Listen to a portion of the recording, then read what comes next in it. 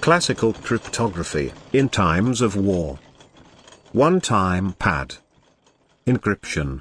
Alphabet. There are two variants for the encryption with the one-time pad. One could use an encryption alphabet or an encryption table. If this reminds you of the Vigenère cipher, then you're right.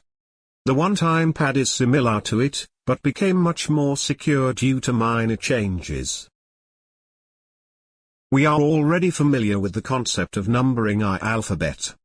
This time, we decide to start by 1.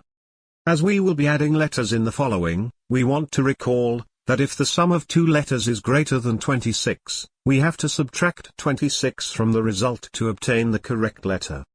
For instance, adding the letters N and V gives us 36.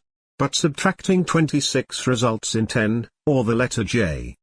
This is also what the table shows us.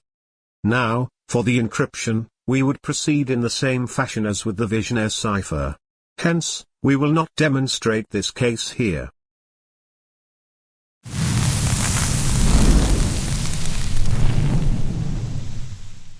If you want to learn more about the cryptography and other interesting topics, go to embeddedacademy.com.